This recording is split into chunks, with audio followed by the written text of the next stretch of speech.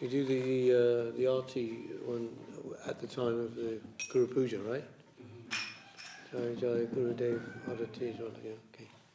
So what else? No. Pardon?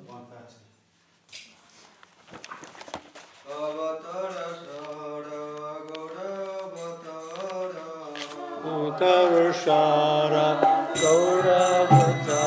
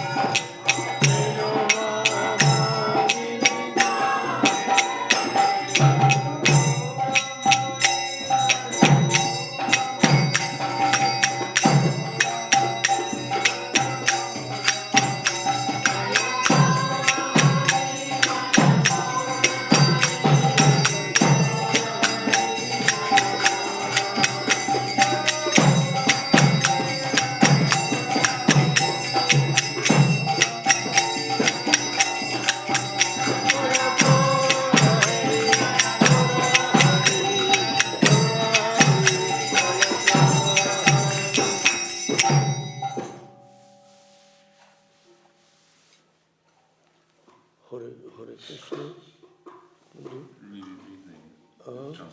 Yes.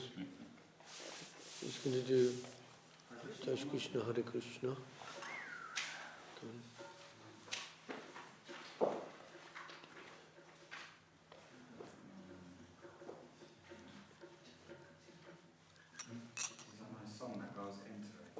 All right.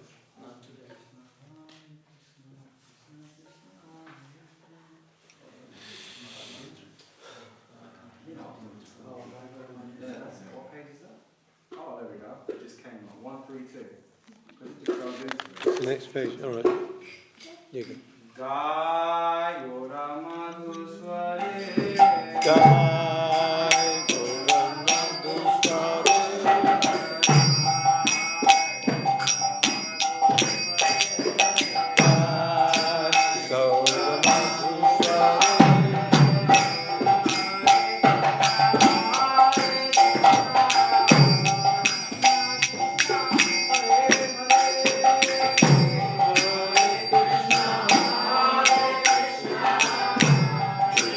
Krishna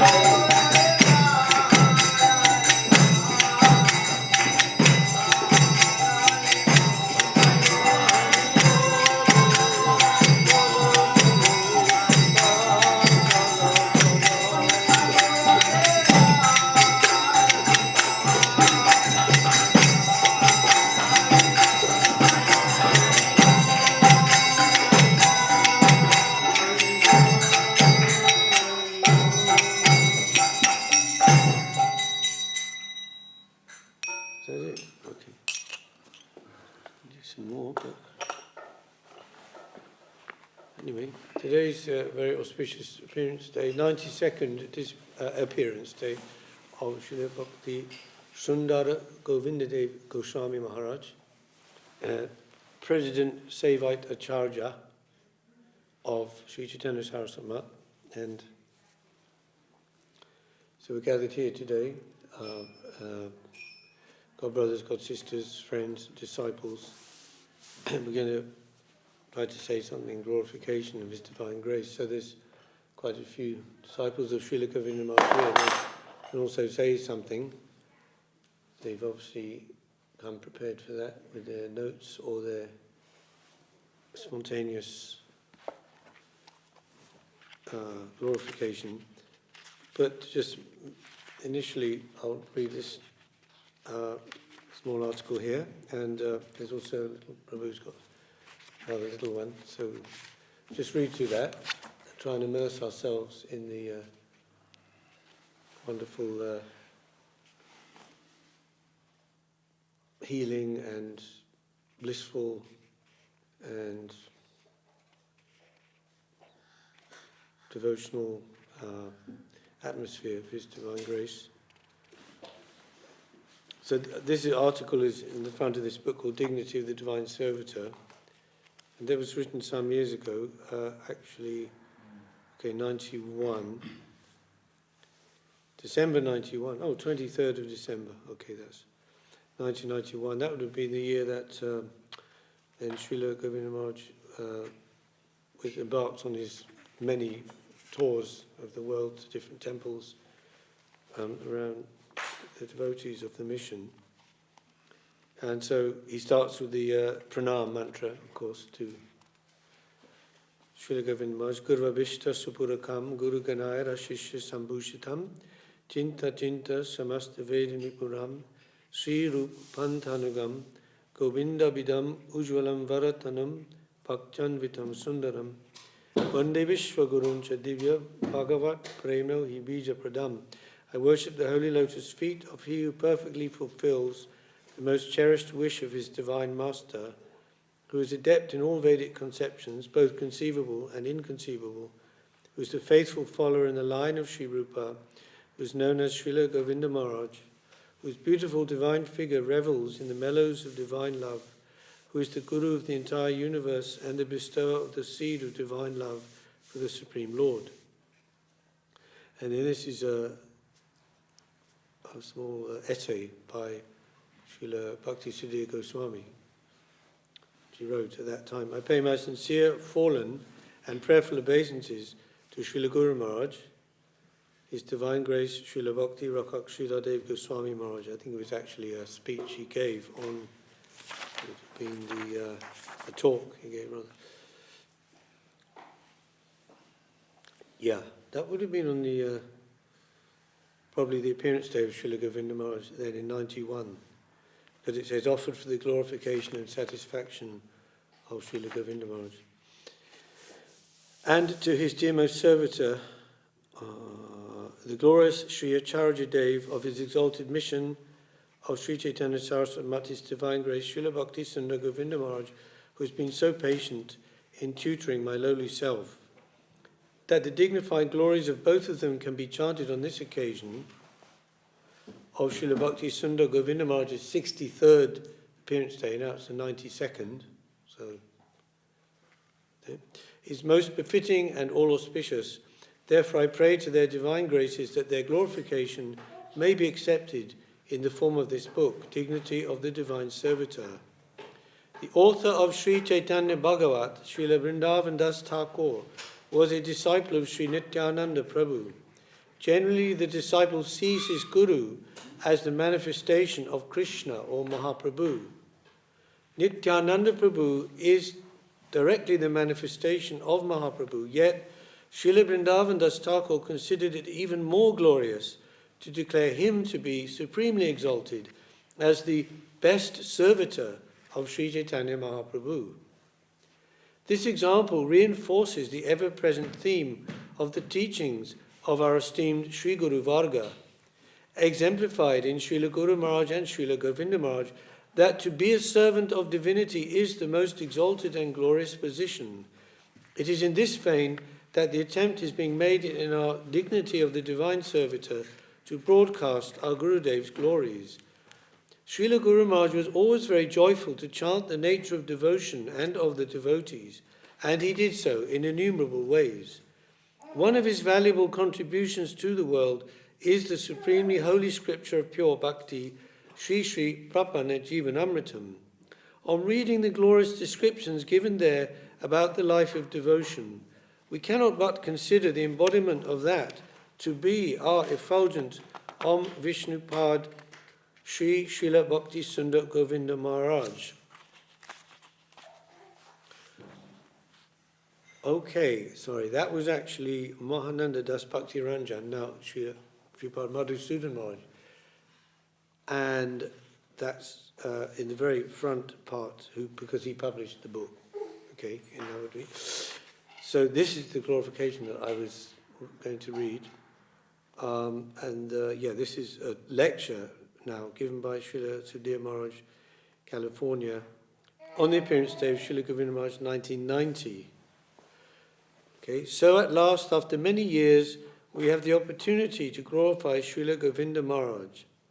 And I say that because Srila Govinda Maharaj has always been seen by us to be in the background of Sri Chaitanya Saraswat Mat, moving and doing so many different things, and acting as an agent of representation for so many devotees to the lotus feet of Srila Guru Maharaj, Srila Bhakti Rakak Srila Dev-Goswami Maharaj. Remember, this is just before Srila Govinda Maharaj went on the world tours. So after that, when he was remaining in Navadvip, though he was Acharya, of course, already, but, it's like a bit hidden, yeah. So then he became very glorious as a world Acharya then, or doing the world tours, that is. He did this because, as we know, Srila Guru Maharaj's nature was not to move with a large group of people. In fact, after his time in the Gaudiya Mat, and also after some attempts to work cooperatively with others, he more or less decided to enter seclusion. But he realized that Srila Bhakti Siddhanta Saraswati Prabhupada's whole mission relied upon his coming out of seclusion.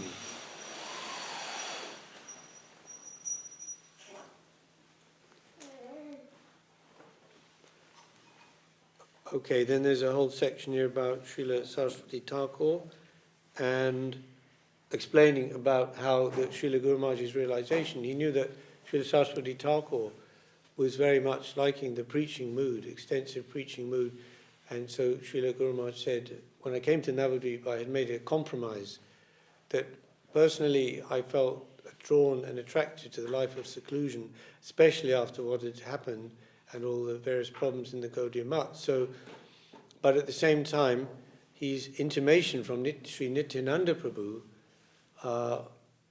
in Ekachakra was that, why you have so much to give, so why you're not giving that?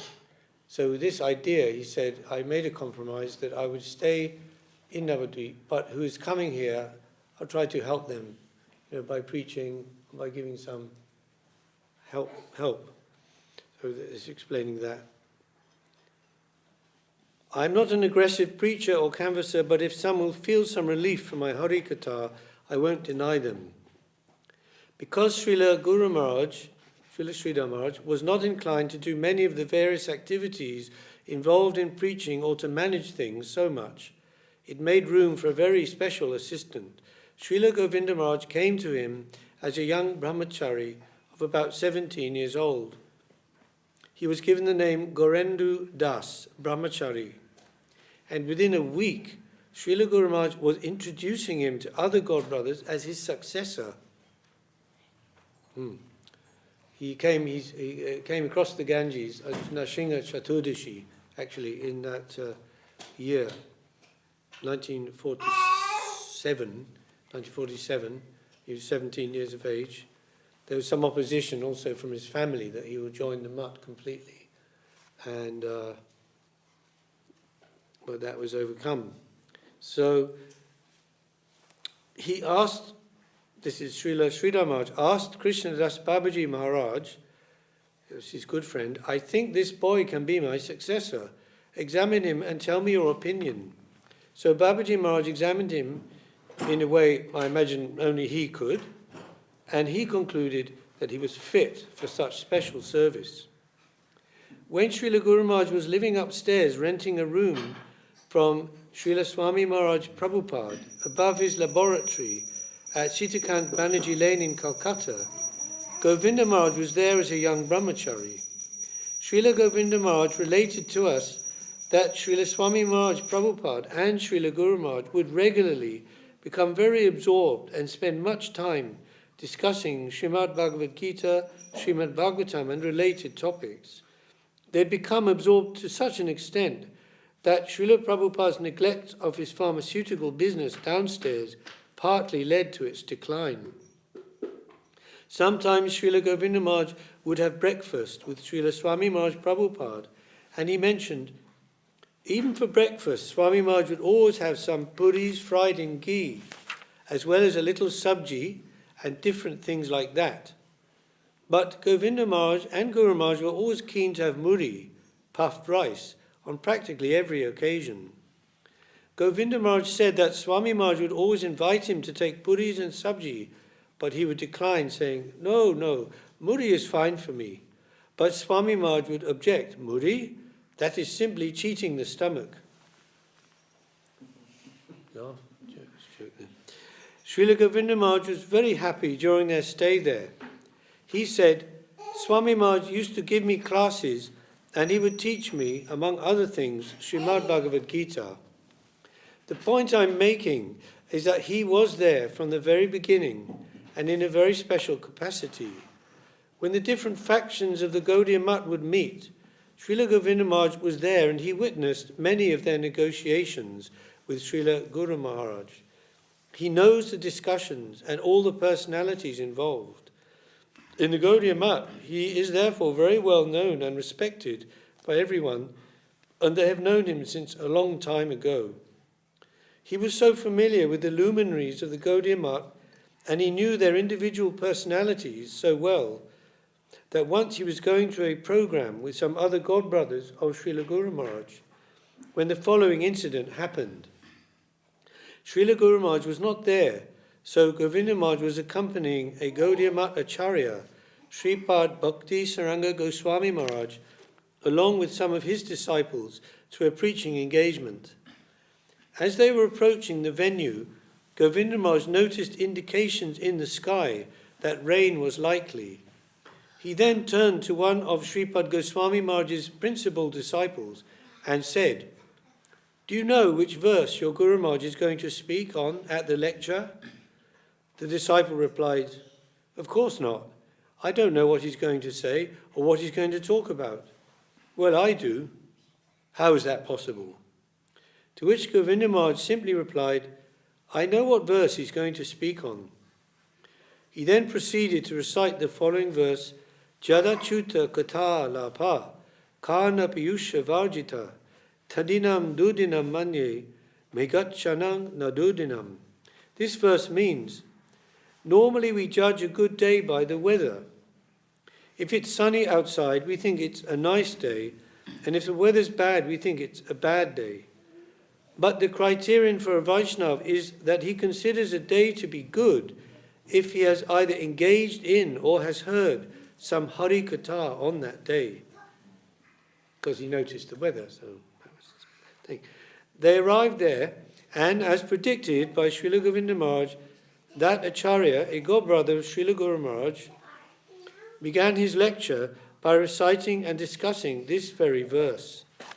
It is remarkable that by Govinda Maharaj noticing it was going to rain, he linked this with the fact that it would probably make everyone depressed, and knowing the nature of Sripad Goswami Maharaj, he concluded that he would choose this verse in order to change the atmosphere of the meeting.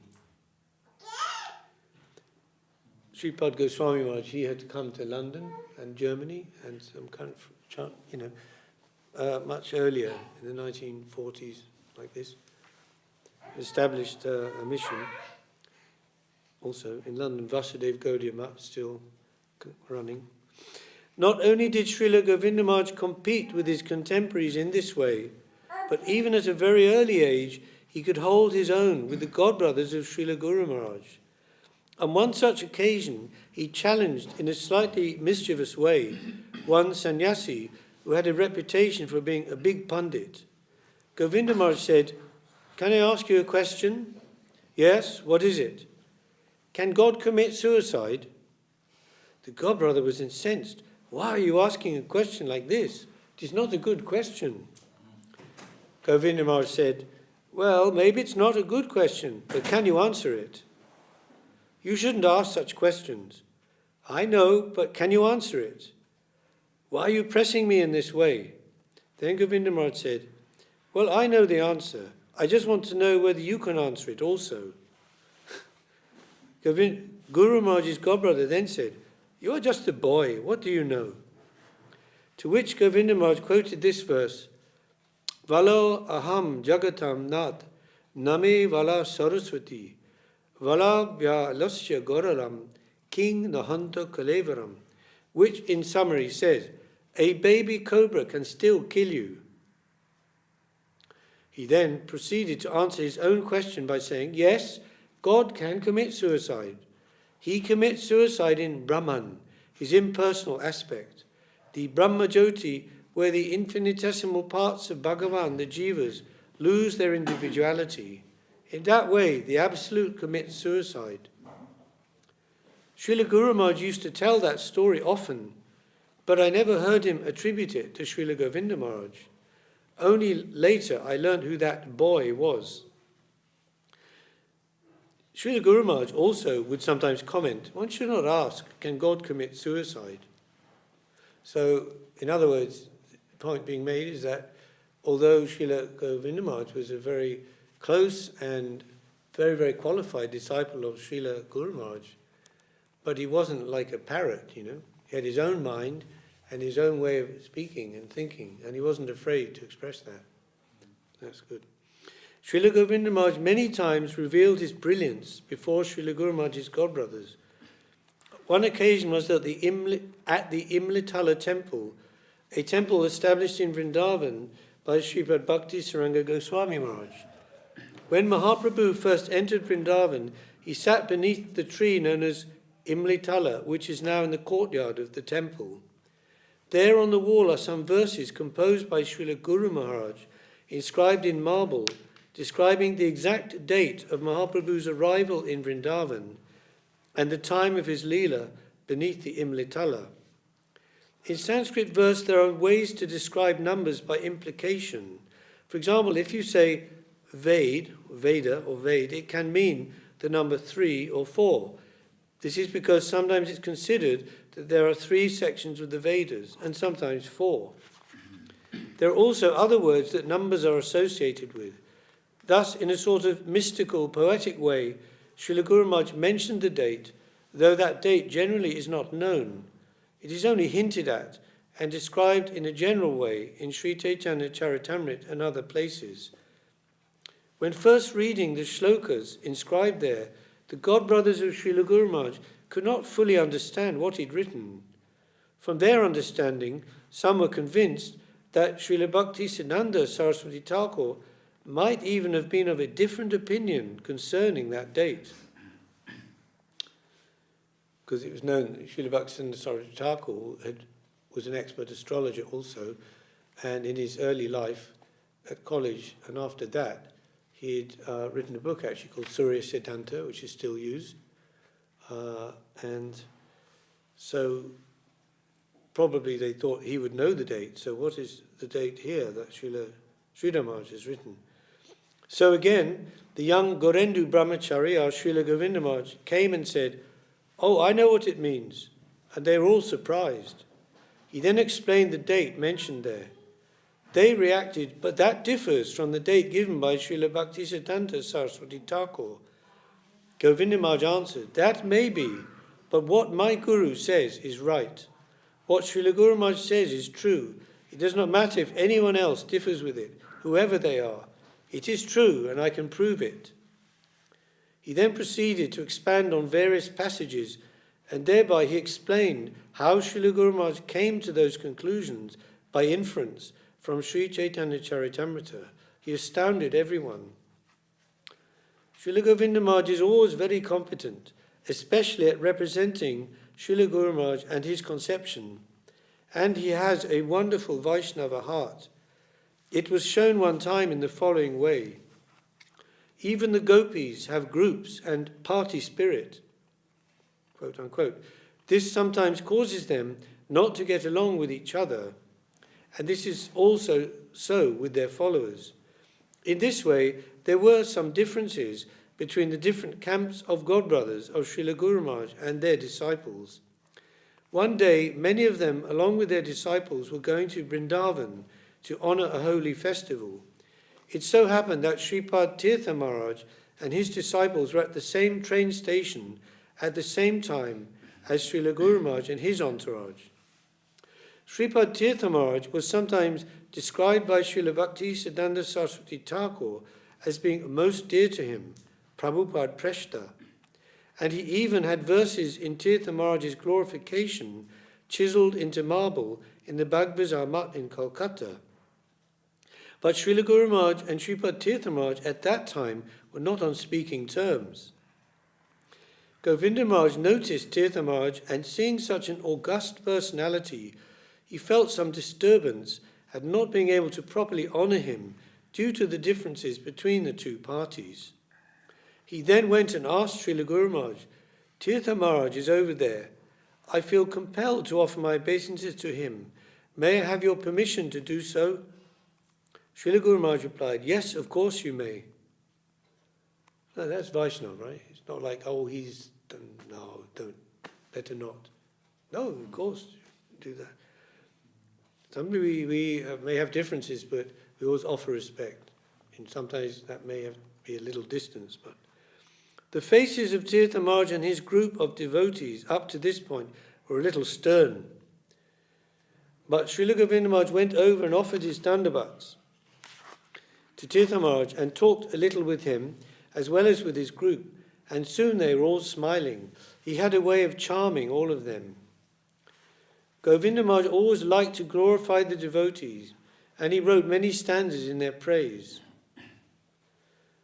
And that was one thing because on several occasions Srila Govinda Maharaj, he expressed that he felt some affinity with and some great liking for Ramanuja Acharya, the Acharya from South India, and his teachings. And when I was looking into that a little bit, I noticed that the four Vaishnava Sampradayas and the teachings of those Acharyas, Ramanuja, Nimbaka, Madhva, and Vishnu Swami, so they say that Mahaprabhu's Achinta Bheda Bheda philosophy harmonizes all of them. Achinta Bheda Bheda Tattva, that the Absolute and his energies, the Jiva and the material world, etc., they are distinct and non-distinct, or one and different. There's something in common and something different, the Lord with his energies. So each of these four acharyas, they expressed the oneness and the difference, sort of in different ways. And it is said, Bhaktivinoda Thakur in his Navadvip Dharma Mahatmya, he says that Mahaprabhu took two elements from each of those four acharyas, two from Madhva, two from Nimbaka, Vishnu Swami, and like that, and synthesized them all in his Achinta Bheda Bheda Tattva. And one of the ones I just noticed from Ramanuja was Vaishnav Seva, their importance they give to that in that line. And that was very much expressed by Srila Govinda Maharaj and appreciated, and he often talked about that. And he said, if in my whole lifetime, if I can avoid making offense to devotee, Vaishnava Parad, I'll consider my life to be successful. Never mind about seva and so many positive things, right? So it's very important. So he says, he wrote himself many verses in praise of the Vaishnavas. With his charm, he liked to utilize words in a way that allowed sometimes 3 or 4 meanings to be drawn out from each verse. Occasionally, though, others would interpret his verses in other ways than he intended, as was shown when he once wrote a poem glorifying Sripad Keshav Maharaj. Keshav Maharaj had taken sannyas from Srila Guru Maharaj, and he was an important figure in the Gaudiya Math. He was so pleased with the poem composed by Govinda Maharaj that he published it in his Math's journal. Later, when Krishnadas Babaji Maharaj came and read it, he saw that there was a double entendre throughout that verse. It's a little bit of mischievous there on the part of Srila Govinda Maharaj, yeah? Although apparently on the surface it was a glorification, there was another way of reading it in which it appeared he was making fun of Keshav Maharaj. Up till this time, all the devotees there had been saying, look what he's written. What Srila Sridhar Maharaj's disciple has written is really wonderful. Isn't it great? But Krishnadas Babaji Maharaj went and told Keshav Maharaj, don't you see what he's done? Keshav Maharaj replied, his composition is very good. What have you found? Then Krishnadas Babaji Maharaj said, very good, but this could also mean something else. Keshav Maharaj started, you're right. And they called for Govinda Maharaj and asked, is that what you meant? Oh, no, Maharaj. Through everything, he was always Srila Guru Maharaj's eternal associate and constant companion. When Srila Guru Maharaj would go to Mayapur to visit Srila Swami Maharaj Prabhupada, Srila Govinda Maharaj would always be there. We have a picture in which Srila Swami Maharaj and Srila Sridhar Maharaj are sharing the same Vyasasan, and at the microphone is Srila Govinda Maharaj. He spoke on that day by the request of Srila Guru Maharaj, who was feeling unwell and therefore reluctant to speak. That's the opening day of Sri Chandrodaya Mandir, ISKCON Mandir in Vrindavan. Although he did speak on that day, Srila Maharaj gave a nice talk, and that's given in the first part of a book, that book, with the red, what's it called? Follow the Angels, yeah. But the one after that, called... Anyway, he's talking. And in that talk, Srila Sridhar Maharaj is saying how in the scriptures it says that, a gambling house or brothel, and this is tamaguna, and then the cities, town cities and rajaguna, and the countryside and nature is sattva guna, but the temple of the Lord is vishuddha sattva. It's transcendental, beyond the gunas. So in this way he was glorifying the new mandir as established by Srila Swami Maharaj on that day. So he also spoke on that day, Srila Govinda Maharaj. In his address, Govinda Maharaj quoted a verse spoken by Raghupati Upadhyay. Who will possibly believe me if I tell them that the Supreme Absolute Truth is playing in the bushes with the gopis? Who could possibly believe this? The way he used this verse was to say, so who could believe me that Srila Swami Maharaj, who we knew before as Abhay Babu, a regular attender at the programs in Sri Gaudiya Math, a householder with various family commitments, business concerns, etc., that he is now world acharya and is known all over the planet. He has spread Krishna consciousness the length and breadth of the earth. He has done this impossible of all impossible things. Srila Swami Maharaj Prabhupada really appreciated this sort of appropriate glorification which Srila Govinda Maharaj always is capable of providing. Okay, I'm just shortening this because others want to speak now. But he's saying that he was, although many people didn't know it, or don't know it, but he's also done much original composition in Sanskrit and Bengali himself, Srila Govinda Maharaj. And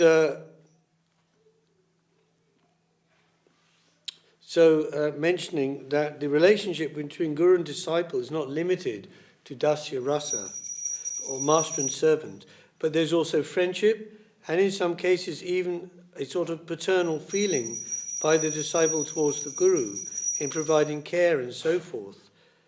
The reality is that Srila Guru Maharaj and Srila Govinda Maharaj were intimate friends. After all these years, distance was removed by their intimacy. I remember sometimes when we would speak to Srila Guru Maharaj confidentially about making some particular decision, Guru Maharaj would express his opinions in a particular way and we'd listen to those. Then he would put his hands respectfully to his forehead and say, "But Govinda Maharaj says we should do this, and I think that what he suggests could actually be better." I remember one of the last things Srila Guru Maharaj told me as he was turning over his acharyaship to Srila Govinda Maharaj. He said, "Actually, in so many ways, he's more qualified than I am.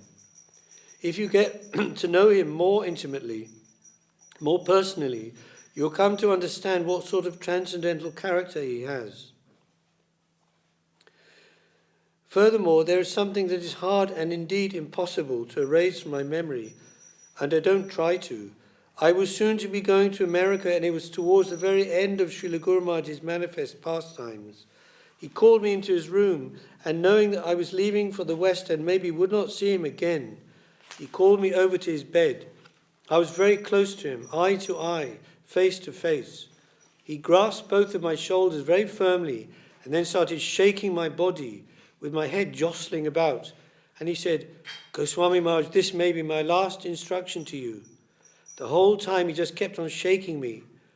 And he said, "It is my sincere and earnest desire that you assist Govinda Maharaj. Do you understand?" I replied with my voice trembling, "Yes, Maharaj." This is the way of the Vaishnavas, and he quotes verse, statement of Lord Shiva. Of all varieties of worship, the worship of Vishnu is said to be the best, but the highest and complete concept of worship is to serve the one who is most dear to Vishnu, the Vaishnava. Otherwise, it's incomplete. So if we look at this in another way, the highest possible seva is the service of Srimati Radharani. It is higher than service to Vishnu or Krishna.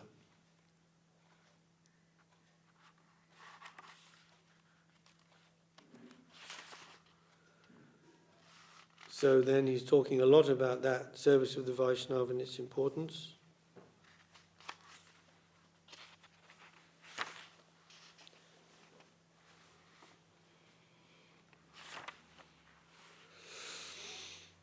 Once I told Srila Govinda Maharaj the experience we all have when we go to the mutt. Yourself and others here, you express so much appreciation for everyone, sometimes to the point of embarrassment. I don't know, Maharaj, but sometimes I think it's a little too much. To which he said, "No, we must do this. It's not some arbitrary sort of thing, but we actually must do this if we expect the grace of Mahaprabhu. If we hope to be blessed by him, then we must recognize and appreciate those who already have some grace or blessings from him." And then he gives an example, a high example. Even when Srimati Radharani is with Krishna, she sometimes reflects about his flute. That flute always receives nectar from Krishna's lips, but I get that only sometimes. This is an example of the highest devotee exalting someone in a lower position.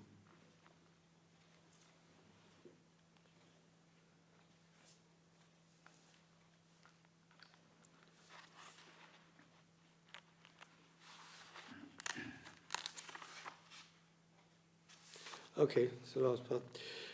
After publishing The Search for Sri Krishna, the first book in, first main or major book in English of Sridhar Maharaj's teachings, I received a letter from Govinda Maharaj. There was such an impact in this one little letter that when I read it, I almost fainted. His appreciation for this principle of glorifying others, even though they're of a lower standing, was so strongly evident. He wrote to the effect, quote, "Although I've been trying to serve the lotus feet of Srila Guru Maharaj for 35 years, you have surpassed me." He made it seem through this letter as though he had been able to do anything, but that I had achieved something, and within such a short time. The only place that I've found such a mood expressed of deprecating one's own position while glorifying others is in the writings and lives of the great acharyas. Govinda Maharaj is a Vaishnav Thakur. So by one means or another, the Vaishnavas sometimes forcibly make us feel their love, whether by the way they distribute prasadam, by the way they appreciate other devotees, or by their many varied affectionate dealings. They inevitably capture our hearts. On one occasion, I received some news from the mutt via one of my friends who was there, but the news felt a little disturbing to me. It concerned something I wanted to be done, but it was not being done, and it was somehow implied to me that I was an outsider and unfamiliar with the inner workings of the mutt. I guess everyone wants to know that their guru loves them, so I felt hurt because that was really what I wanted to know inside, and Srila Guru Maharaj knew it. He would make me feel that I was a very intimate friend, and that gave me great encouragement. But then some news came to the contrary through someone else. I was a little disturbed, so I wrote a letter to the mutt expressing this. Then I received a reply from Srila Guru Maharaj in which he was very disturbed to hear what had reached my ears. He reassured me to the contrary and then said, "This is so preposterous that when Govinda Maharaj heard this, blood oozed from his heart. Govinda Maharaj has always personally been my affectionate well-wisher, and I feel reassured and confident knowing that after the departure of Srila Guru Maharaj, he is there to give guidance and inspiration. Srila Govinda Maharaj also has a great sense of humour. Srila Swami Maharaj called him a transcendental humorist because of the articles he wrote, even when he was quite young, in the Gaudiya Vaishnava magazines, periodicals. And whenever I go to India, I go there with the sole purpose of having a few moments of his association, because it is very purifying and rejuvenating. As is mentioned in Sri Chaitanya Charitamrita, Lava Matra Sadhu Sange, Sarva Siddhi Hoy. All success is achieved by even a moment's association with the pure devotee. Therefore, in many ways, I'm happy to have the opportunity to express my appreciation for him, however small and insignificant it may be coming from me. He is personally responsible for so many auspicious events in my own life in connection with Srila Guru Maharaj, and therefore I have a personal debt. I don't know to what extent the disciples of Srila Guru Maharaj and other devotees all over the world are aware of just how much they're also indebted to Sripad Bhakti Sundar Govinda Maharaj. And this is a wonderful opportunity that we could all come together and show some appreciation on this day. Jai Srila Bhakti Sundar Govinda Dev-Goswami Maharaj Avirbhav Mahamahotsav Titi Ki Jai.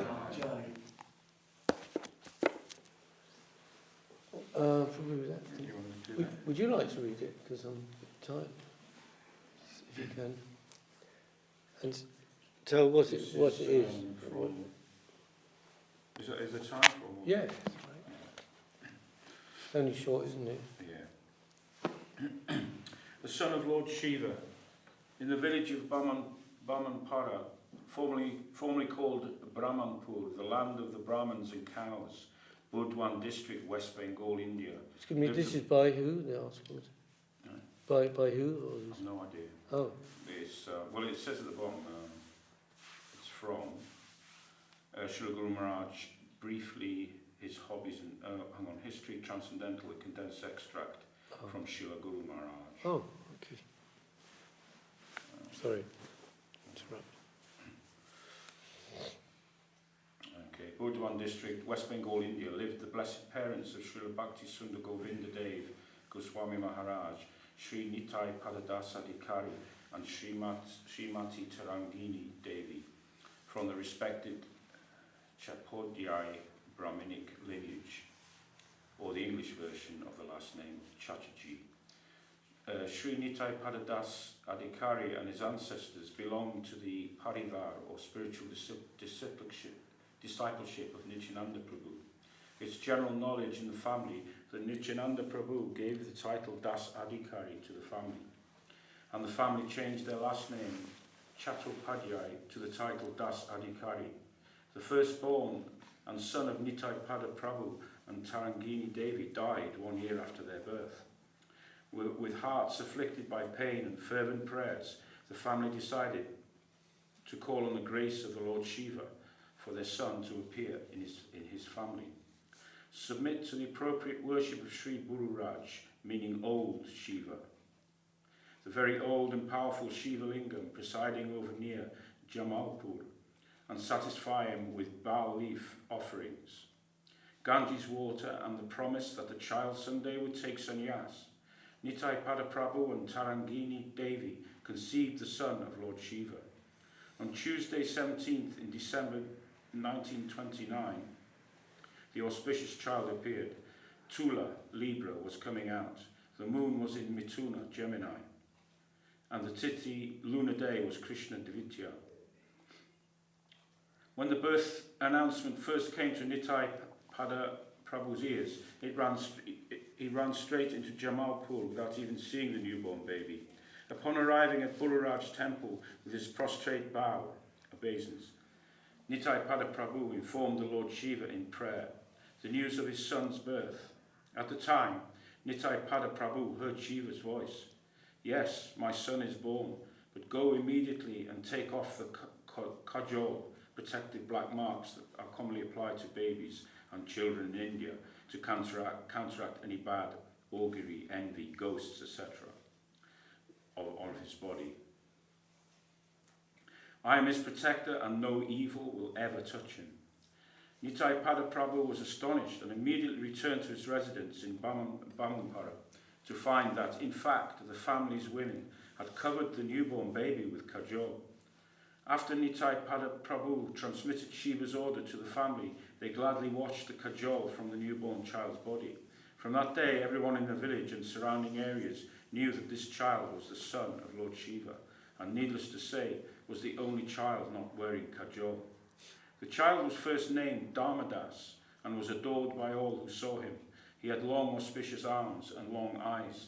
When he was a newborn, village women would come and take turns to embrace and worship him at 5-minute intervals. After a month's maternity ward lockdown, Tarangini Devi departed with Nitai Pada through the jungle to Jamalpur to present the baby to Lord Bullaraj. On the way, the couple had an encounter with a tiger who looked at the baby. With a fearless heart and full faith in the protection of Lord Bullaraj, Tarangini Devi placed the baby on the ground and challenged the tiger to touch the son of Lord Shiva. After a few moments, the tiger retired to the jungle. As Dharmadas grew older, she showed wonderful features and joyful hobbies. He showed, she. His naughty character reminded everyone of Lord Krishna during his childish hobbies in Vrindavan. Dharmadas spent most of his early school days in mango trees, so he could avoid his abusive teacher at Bamampara Elementary School. When attending school was inescapable, he persuaded his father to accompany him just to sing for his teacher, spending all the time in the class singing. Nitai Pada Prabhu was always absorbed in Harinam Sankirtan and recitation of Srimad Bhagavatam with his disciples and confidential associates. Being just a child, Dharmadas was not allowed to enter his association, as sometimes very exclusive songs were sung and raised discussions about the Lord's intimate hobbies. Naturally, having a great attachment to Krishna Leela and with such intense enthusiasm to attend his father's exclusive meetings, he hid in a nearby barrel and listened carefully to his meetings. Very soon his divine grace memorized all the songs of Narottam Das Thakur, Chandidas, Vyadapati, Govinda Das, Chandrasekhar and other Vaishnava acharyas. On special holy days during the holy month of Chaitra and Visakha, Nitai Pada Prabhu and his congregation participated in Naga Sankirtan, singing on foot through the surrounding villages of Bamampara. Dharmadas ran after them, singing and pretending he was a Vrindavan cow pastor. Following the death of Nitai Pada Prabhu, Dharmadas presented himself with exceptional qualification of singing all the songs very sweetly and in the proper raga or melody. Therefore, he continued in his father's place of honour as the Kirtanya, devotional singer, overwhelming the assembly of Vaishnava with great satisfaction and wonder. Being the oldest of 3 children, Dharmadas took responsibility for the entire family in the absence of his father at the age of 13.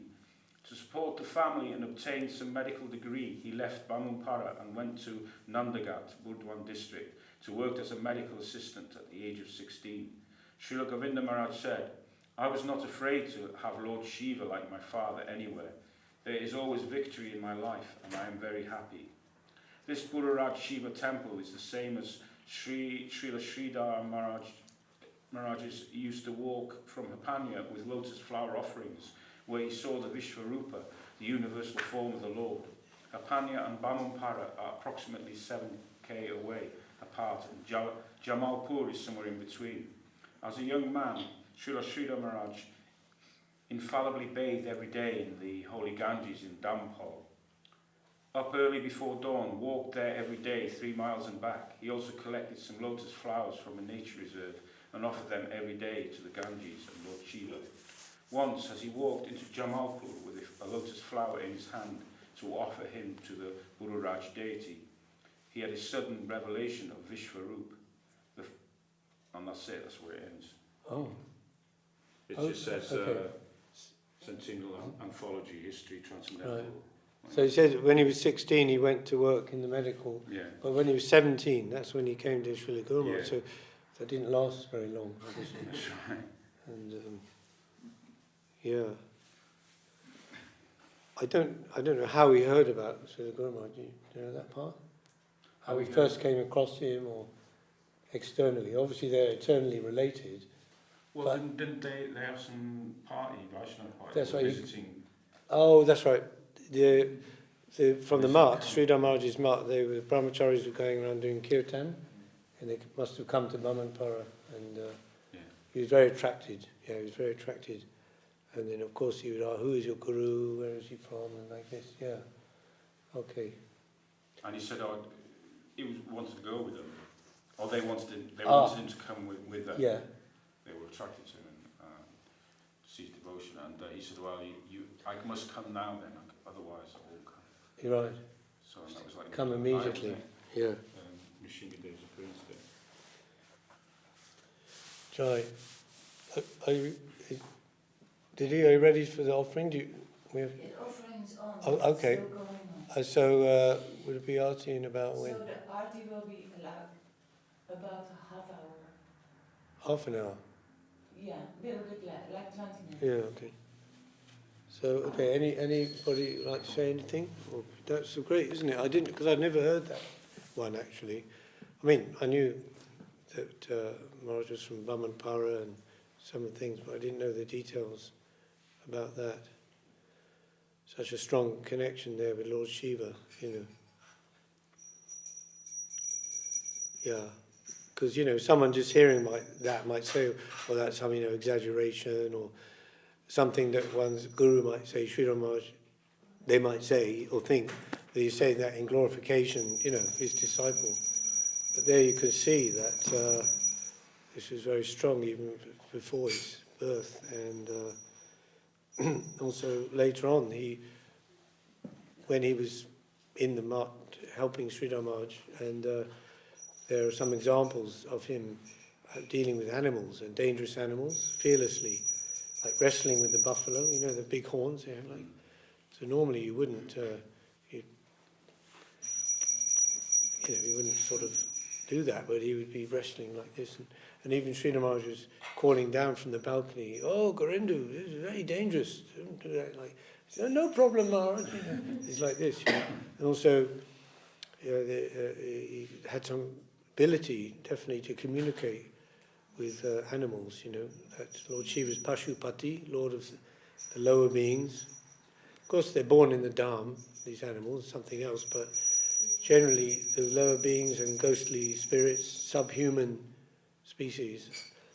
So he would be able to talk with the cobra, you know, and dogs. He kept some dogs with him, even though Sridhar Maharaj didn't really like dogs, having them around. Or maybe chained outside like a watchdog, but he used to have them coming around, not in his room, but around the place, around the place here. So like this.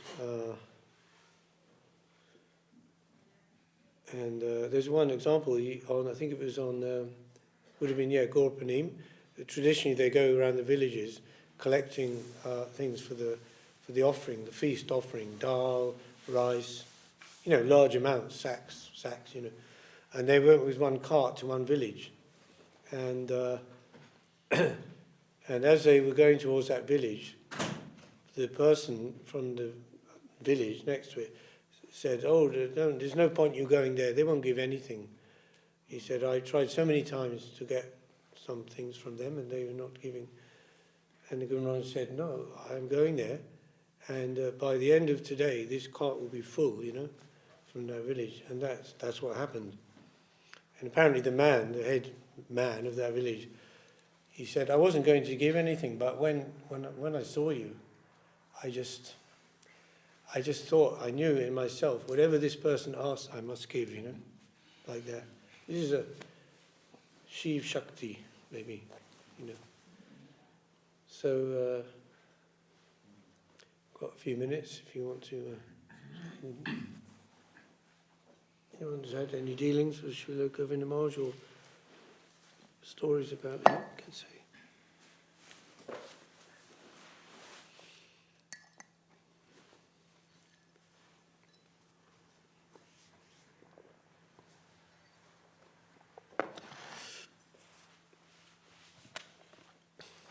Otherwise we can go on with the kirtan, isn't it? A few minutes. What, Riya Raya Krishna? I guess, yeah. What's going to do? Can I ask a question, Yes, Maharaj? yes. When Srila Govinda Maharaj left India in 91 to travel, Yeah. Which countries did he go to? But see, I'm not. Literally all over the world. Yeah. But obviously, it went wider and wider. Yeah. I think obviously initially, London. was it the first one? Probably was. It was It London. probably was because the idea, as Srila Maharaj was considered London, he said, I consider London temple to be another room of this mutt. He had some special affection for that, from the point of view that Saraswati Thakur had asked him to go to London and preach, and he was unable to do so at that time. So yeah, probably that was the first on the itinerary, and then it was San Jose, went to America, and then Australia, and then like all over. South Africa, Russia, many times to Russia, lots of devotees there. Italy, Australia a lot, yeah. France, nay. Sorry, France, nay. Might have flown over You didn't get the mercy. Might have flown over it. Yeah. Yeah, definitely. And Srila Govinda, he had definitely some, how would I say, occult knowledge and powers, power of prophecy or understanding, that kind of way.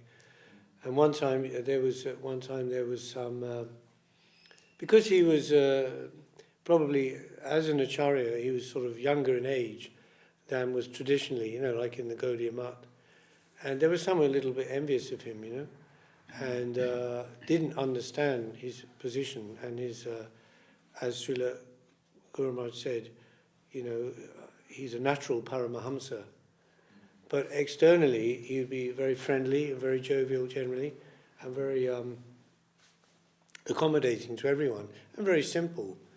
He didn't have what was generally considered, the Guru Abhiman, that kind of, sitting on the big chair and being so much glorified. He was a very, very simple person himself. But he definitely had a lot of knowledge and a lot of power. And one time, when there was some opposition to him, and he was going to take a long-haul flight, maybe from India to Australia or one of the countries, and he actually had one of his teeth removed by the dentist. He said, if I didn't do that, then something bad could have happened. Wow. Maybe the plane crash, or he didn't say that, but yeah. So he knew the subtle dealings of things. He knew astrology very well also. He learned that from Srila Guru Maharaj. And homeopathy. Yeah, one time he actually cured me incredibly when I went to Navadvip, and one morning I just became, it's never happened before or since. Maybe it was some mystical thing or because of being in the Dharma or something, but in the morning I just couldn't get up. My whole body was like paralyzed. Completely stiff and paralysed. It was like shocking. I said, what's happening to me, And somebody went to Govinda Maharaj up in his room. It's like, my name at that time was Saranga Murari. And he said, oh, Saranga Murari, he's in a very thing. And then this Prabhu came back with some homeopathy and to get that on the tongue. And just almost instantly, I was it's fine, you know. It's like Jesus healing the paralytic, you know, just got up. And okay, homeopathy can do that, definitely, a miraculous result. But I'm sure it was, you know, because of his grace and, you know. And also he told another time, one time he was in the shower, Govinda Maharaj, and he said, in the shower, when I was in the shower, you know, like the Ganga comes down on the head of Lord Shiva, something like that.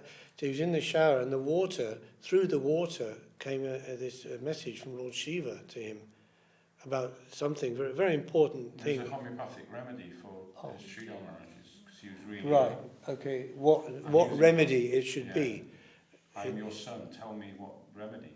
And Oh. it came in the sound of the shower. The remedy came, and it was like a really rare sort of remedy, you know. Yeah, that you wouldn't have thought of. Yeah, normally. really obscure, and Right. he sent it, and Guru Maharaj was like, and he got back to Navadvip, and before Guru Maharaj was like really sick, Yeah. and he got back, and Guru Maharaj was chatting away with people and stuff, Right. and he's completely healed. So, Jai. Jai. Chanting. Sorry. Yeah. And then Hare Krishna Mahamantra, of course. Of course.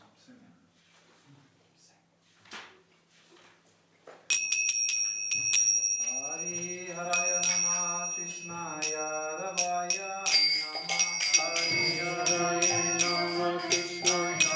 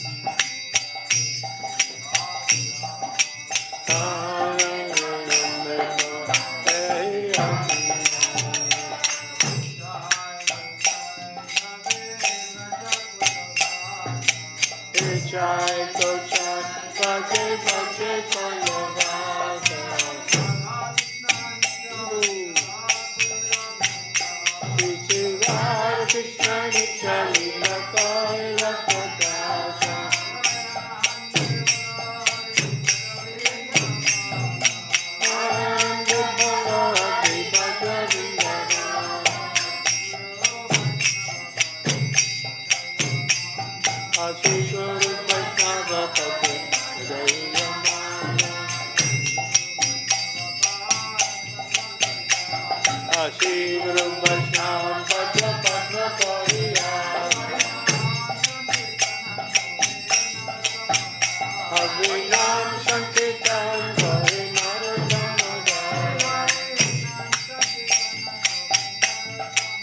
Oh, Harinam Sankirtan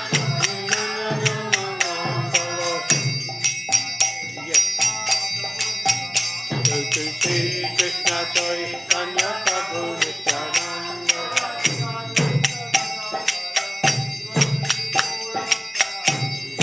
Hey Advaita Gadadhara Jiva Bhakti Gaura Bhakta Govinda Bolo Bhaja Krishna Hare Krishna Krishna Krishna Hare Hare Bolo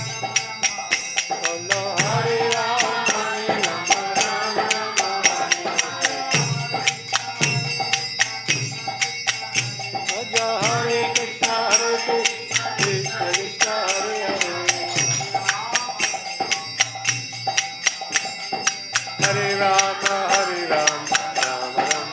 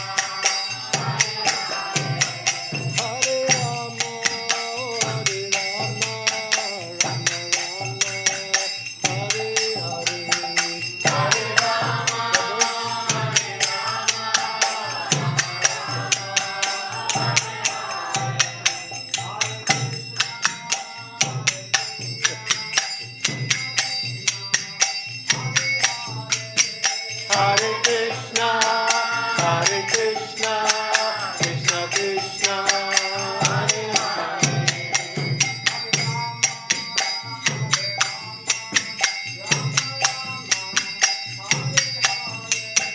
Hare Rama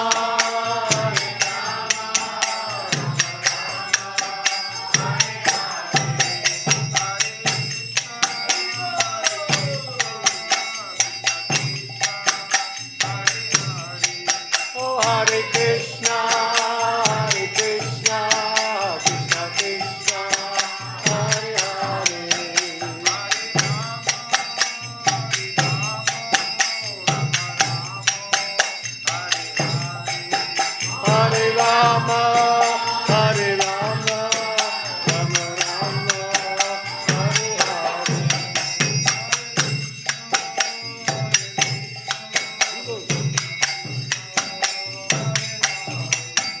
Hare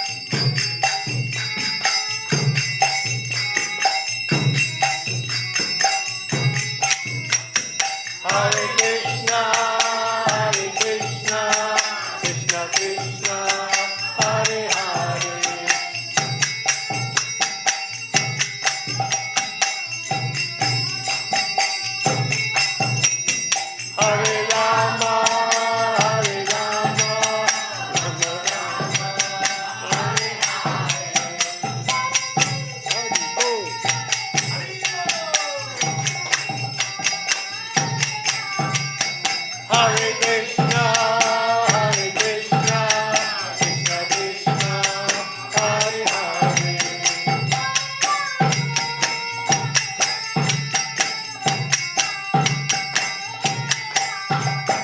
Hare Rama, Hare Rama, Rama Rama, Hare Hare.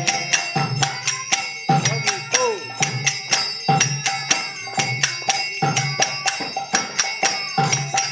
Hare Krishna, Hare Krishna, Krishna Krishna, Hare Hare.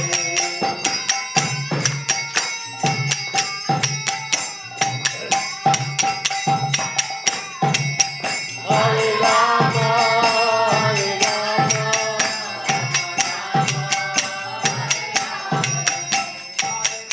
Hare Bol.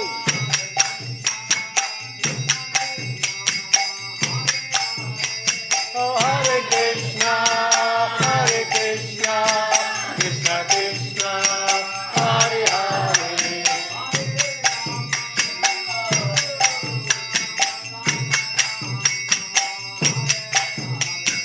Hare Rama, Hare Rama, Rama Rama.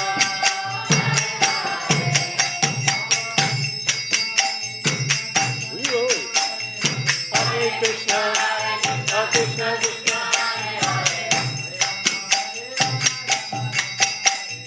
Hare Rama,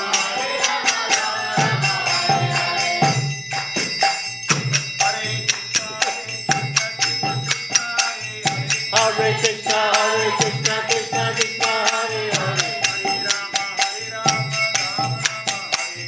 Hare Ram, Ram Rama Hare. Hare Krishna, Krishna Krishna, Hare Hare. Hare Rama, Rama Rama, Hare Hare.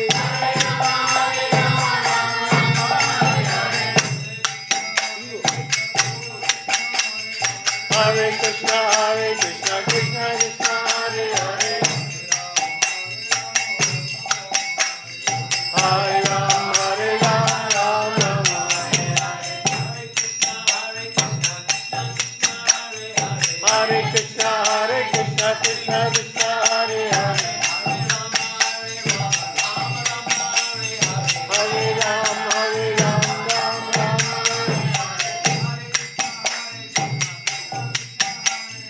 Hare Krishna, Krishna Krishna, Hare Hare.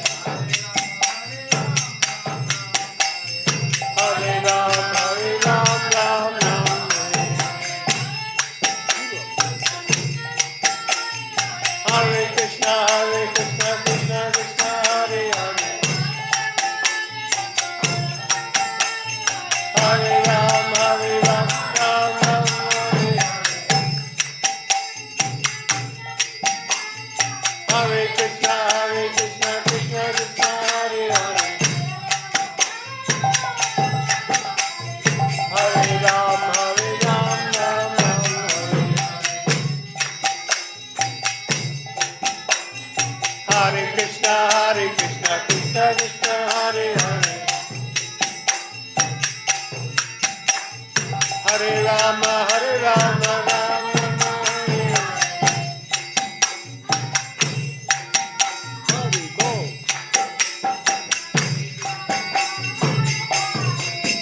Hare Krishna, Krishna.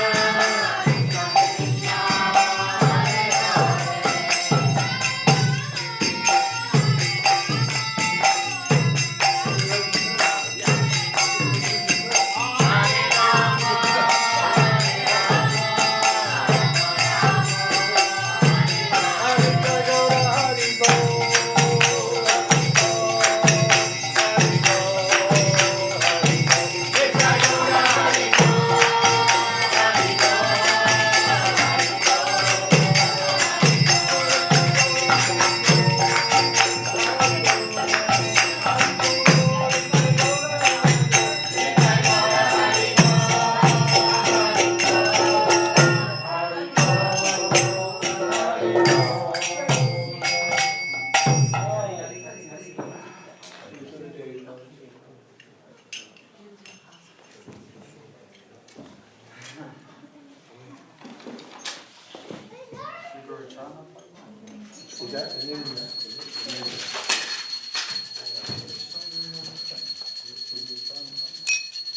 There is a real arty song there. Arty song, yeah.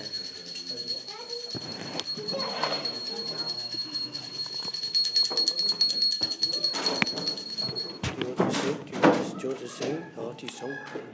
No. Mira, mira Chandra. Onitai.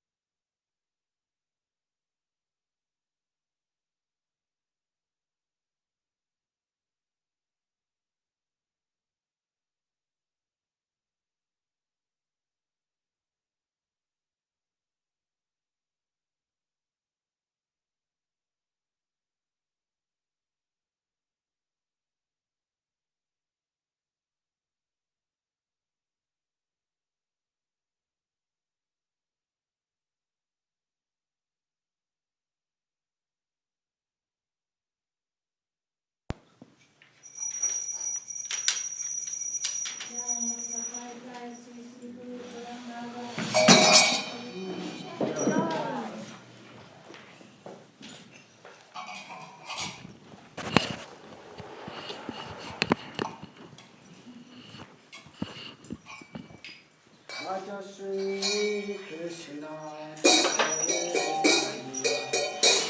Prabhu Nityananda